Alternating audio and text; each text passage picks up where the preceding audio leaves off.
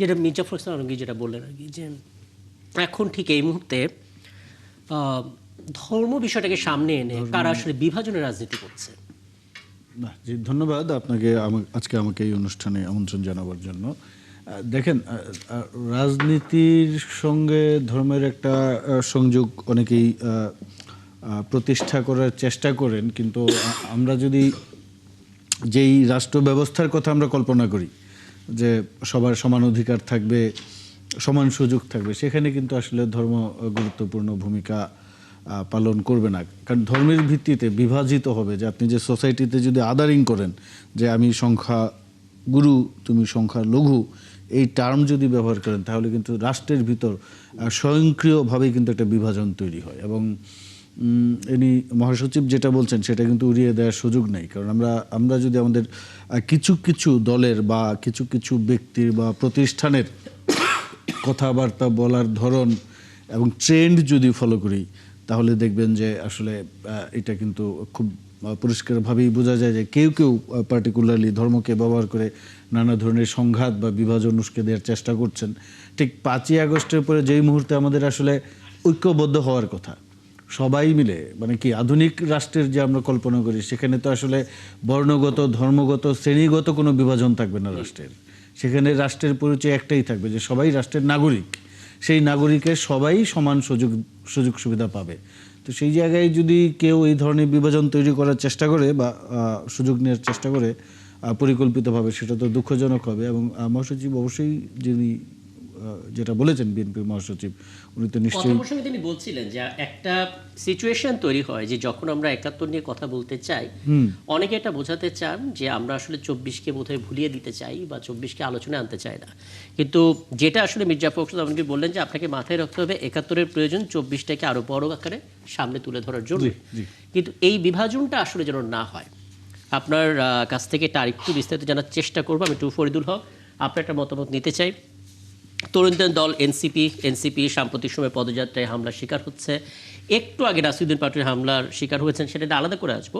তার আগে আপনার মনে হয় কিনা যে আসলেই বিভাজনের একটা রাজনীতি শুরু হয়েছে? জি, ধন্যবাদ। আমাকে শুনতে পাচ্ছেন? পরিষ্কার শুনতে পাচ্ছি। জি জি জি। বিভাজনের রাজনীতি আসলে সাধারণত যেটা হয় যে ফ্যাসিস্টরা করে,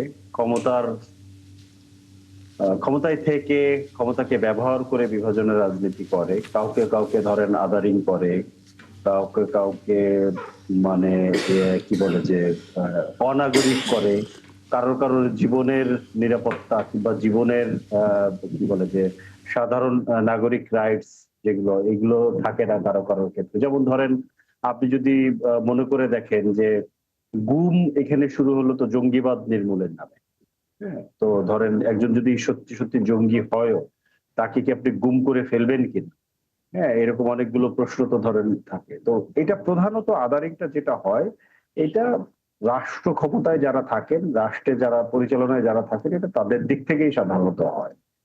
তো এখন ধরেন, এখন যে সরকার এসেছে গত কি বলে যে ত্রয়োদশ নির্বাচনের পরে, এখন এই নির্বাচনের পরে এখন সরকারি দলের সেক্রেটারি জেনারেল উনি ভালো বলতে পারবেন ওনারা আদারিং করছেন কিনা, ওনারা বিভাজন করছেন কিনা। এটা তো ওনাদের বলতে পারার কথা।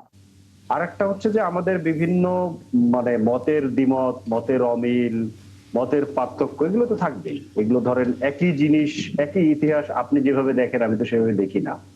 একই ঘটনাকে আপনি যেভাবে ব্যাখ্যা করেন আমি তো সেভাবে ব্যাখ্যা করি না। তো এই পার্থক্য তো থাকবে। এই পার্থক্য তো গণতান্ত্রিক সমাজের কি বলে সৌন্দর্য, বৈচিত্র্যই তো গণতন্ত্র। মানে আমাদের চিন্তায় বৈচিত্র্য থাকবে, আমাদের কথায় বৈচিত্র্য থাকবে, আমাদের বৈচিত্র্যতার বিভাজন দুটো তো ভিন্ন জিনিস। মানে আপনি কি দেখছেন যে বৈচিত্র্যতার বদলে বিভাজনটাই এখানে হচ্ছে এবং সেখানে সরকারেরও দায় আছে, তাই তো?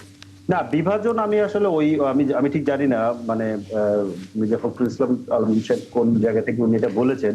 মানে এটা তো আসলে ওনার জায়গা থেকে বলার কথা না। মানে এটা তো আসলে তার বক্তব্যটা আমি যদি আপনাকে একটু কোট করে শোনাই, তিনি বলেছেন একটা গোষ্ঠী, স্পষ্ট করে বলেছেন, একটি গোষ্ঠী সচেতনভাবে ধর্মের নামে দেশকে বিভাজনের দিকে ঠেলে দিতে চায়। ধর্মের নামে যারা দেশকে বিভাজনের দিকে ঠেলে দিতে চায় তাদের অবশ্যই রুখে দিতে হবে। এখন কারা কোন গোষ্ঠী ধর্মের নামে দেশকে বিভাজনের দিকে ঠেলে দিতে চায় তারা আসলে আপনাদের আশপাশে আছে কিনা সেই ইঙ্গিতটা আসলে এটা বক্তব্যে একটা স্পষ্ট। রাজনৈতিক বক্তব্য। এটা আমাদের আশেপাশে, ওনাদের আশেপাশে তো অনেক ধর্মীয় গোষ্ঠী আছে, ওনাদের জোটের মধ্যে ধর্মীয় গোষ্ঠীরা আছে না। জি। তো এইটা আসলে এটা কোনো ইয়ে না, এটা একটা রাজনৈতিক বক্তব্য। এটা নিয়ে আসলে ধরেন যারা সরকারে থাকে না তাদের আলাদা করে বিভাজন করার কি আছে ধর্মের নাম? ধরেন ধর্মভিত্তিক রাজনৈতিক দলগুলো তো এখানে আছে, এগুলো সেই পুরনো ধরেন বুঝতে কি পারছি বলে যে আপনার বক্তব্য বরাবরের মতো স্পষ্ট। এইখানে আমি একটু যুক্ত করতে চাই, জি। মহাসচিব উনি এই কথার বলার সঙ্গে যেটা বলেছেন যে আমরা এখানে উগ্রবাদকে আশ্রয় দিতে পারি না, মৌলবাদকে প্রশ্রয় দিতে পারি না, আমরা এখানে উগ্রপন্থী উদারপন্থী গণতান্ত্রিক বাংলাদেশ বিনির্মাণ করতে চাই বা গঠন করতে চাই। উনি যে কথাটা বলেছেন যে ধরেন এটা কিন্তু প্রাসঙ্গিক, গত 1.5 বছরে বা 18 মাস যেটা অন্তর্বর্তীকালীন সরকারের সময়টা ছিল, ওই সময় মাজারে যেই হারে হামলা হয়েছে, এখন বিভাজন কিন্তু ধর্মীয় বিভাজন কিন্তু শুধু দুইটা ভিন্ন ধর্মের মধ্যে হয় তা না, ধর্মের ভিতরেও হতে পারে, একই একটা ধর্মের ভিতরেও বিভাজন হতে পারে, মতবাদগত মতাদর্শগত বিভাজন হতে পারে। এখন আমরা কিন্তু দেখেছি যে মাজারে হামলা হচ্ছে, এখন মাজারে হামলা হচ্ছে এটা তো বন্ধ করতে হবে, এবং প্রকাশ্যে এই কুষ্টিয়া বা ওই দিকেই মাজারে হামলা করে একজনকে মেরেও ফেলেছে, এবং যারা হত্যা করেছে তারাও একটি রাজনৈতিক দলের সঙ্গে সম্পৃক্ত বলে আমরা গণমাধ্যমে দেখেছি। আর সম্প্রতি যে জিনিসটা আমরা দেখলাম, একটা খুব বহুল জনশ্রুত গান নিয়ে একজন শিক্ষিকা সেই গানটা গেয়েছেন, এবং এটার যে ট্রল সমালোচনা যেইভাবে করা হয়েছে, এবং আমরা যারা এই গানের পক্ষে ছিলাম, কারণ গান তো একটা খুব নিরীহ একটা গান ছিল, খুবই জনপ্রিয়, 80 বা 90s যারা বড় হয়েছেন তারা এই গান শুনে নিয়ে এরকম লোক সম্ভবত বাংলাদেশে নাই, আছে কিছু, খুব কম। তো এই গানটা কিন্তু অনেক জনপ্রিয় বহুল শ্রুত একটি গান, এবং উনি যেই গানটি গেয়েছেন যে শিক্ষিকা, সেখানে খারাপ কিছু মনে হয়নি, না। কিন্তু যেইভাবে সমালোচনা করা হয়েছে এবং এই গানটির পক্ষে আমরা যখন কথা বলতে গেলাম, আমাদের যেইভাবে অশ্রাব্য অভব্য ভাষায় গালিগালাজ করা হয়েছে, সেখানে কিন্তু আমরা ধর্মীয় বিভাজন, কালচারাল বিভাজন দেখতে পাই। এখন ধর্মীয় বিভাজন আমি যেটা বলছি যে দুটা ভিন্ন ধর্মের মধ্যে বিভাজন হয় না, একটা দলের মধ্যে বিভাজন হয়। একদম। এখন আপনি মাজারপন্থী যারা আছে তাদের সঙ্গে আপনার দ্বিমত থাকতেই পারে, ভিন্নমত থাকতেই পারে, কিন্তু আপনি হামলা করে লাশ তুলে পুড়িয়ে ফেলবেন, একদম। পীরকে মেরে আমি ফেলবেন, একদম। এইগুলা কিন্তু আলোচনার মধ্যে আমাদের আনতে হবে। আমি তো আবু নিয়াসর মোহাম্মদ রহমতুল্লাহ আপনার একটা মতামত নিতে চাই। আপনি বিএনপির সদস্য, আপনি দেখতে পাচ্ছেন কিনা যে এই দলটার মধ্যেও ধর্মভিত্তিক কোনো দলগুলো তাদের আশপাশে আছে কিনা এবং সেখানে কোনো বিভাজন হচ্ছে কিনা? জি। জি, ধন্যবাদ আপনাকে, আপনার মাধ্যমে দর্শক শ্রোতা মন্ডলীকে সহ আলোচকবৃন্দকে শুভেচ্ছা।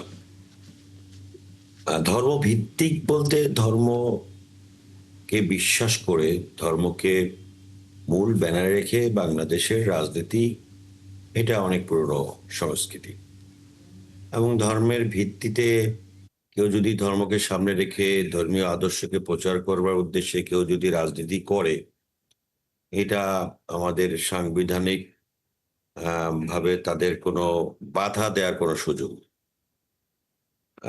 আপনারা যে আলোচনাটা তখন করলেন সেটা হচ্ছে যে ধর্মের ভিত্তিতে সমাজের বিভাজন, এটা কিন্তু খুব দুঃখজনক।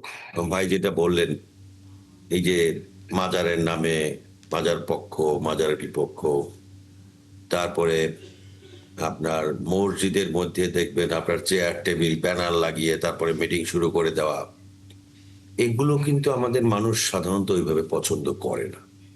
হ্যাঁ, আপনার রাজনীতির অন্যতম বিষয় হতে পারে আপনার ধর্মীয় আদর্শ প্রচারের একটা বিষয় থাকতে পারে, কিন্তু ধর্মের ভিত্তিতে সমাজ এবং রাষ্ট্র বিভাজিত হোক, এটা আমাদের দেশের মানুষ পছন্দ করে না, আমরাও এটাকে বিশ্বাস করি না।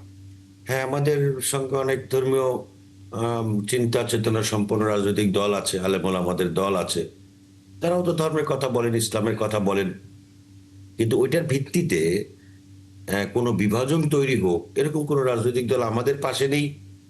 আর যাদের কথা বলা হচ্ছে তারাও ধর্মের ভিত্তিতে বিভাজনের চেষ্টা বিভিন্ন সময় করেছেন, বিশেষ করে নির্বাচনের সময় আপনি দেখবেন যে এটাকে খুব ব্যবহার করার চেষ্টা করা হচ্ছে, একেবারে ওপেন, শীর্ষ নেতৃবৃন্দ থেকে প্রয়োজনে।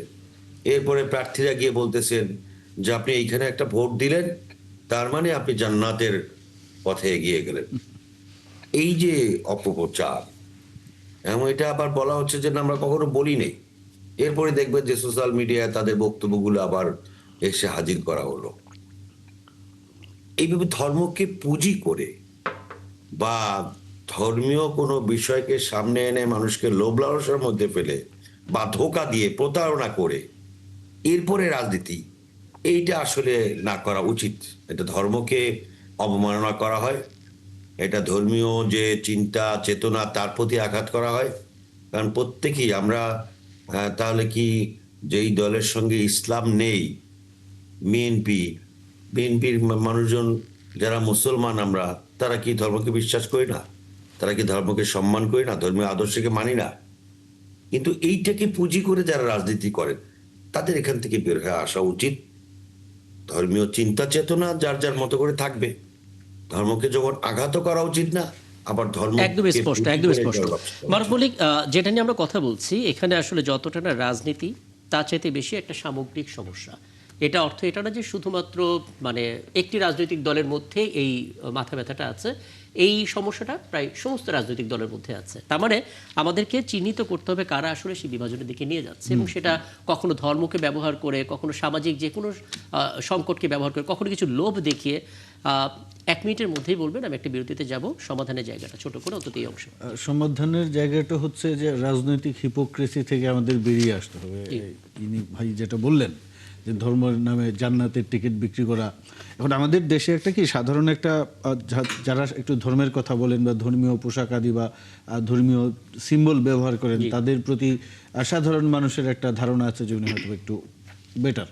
সোসাইটিতে তো নানা ধরনের মানুষ থাকে, উনি একটু ভালো নীতিনৈতিক, হ্যাঁ নীতিনৈতিকতার জায়গা থেকে। কিন্তু আমরা গত 1 মাসে যদি দেখি যে এদের মধ্যে ব্যাপক হারে যৌন নির্যাতন এবং আপনি দেখবেন যে যৌন কেলেঙ্কারির ঘটনা বেরিয়ে আসতেছে। তো আপনি একদিকে ধর্মীয় লেবাস ধরে ধর্মের কথা বলে রাজনীতি করছেন, এবং আরেকদিকে গণহারে আপনি এই ধরনের অশ্লীল অসামাজিক কাজে যুক্ত হচ্ছেন। এখন এটা নিয়ে আবার তারা বিতর্ক তুলবে, এটা অশ্লীল বা অসামাজিক হলো কিনা, কারণ তারা তো নানা ধরনের ব্যাখ্যা নিয়ে হাজির হয় ক্রমাগত। এই জায়গা থেকে বের হয়ে আসতে হবে, কারণ আমি যে হিপোক্রেসির, যে পলিটিক্যাল হিপোক্রেসির কথা যেটা বললাম, আসলে আপনি যেই রাজনীতি করেন, যা করতে চান সেটা সরাসরি বলে দিতে হবে। আপনি লেবাস ধরে যখন রাজনীতিতে যাবেন তখন কিন্তু এই সংকট থেকে আসলে একদম স্পষ্ট হিপোক্রেসিটা আসলে ধরতে হবে।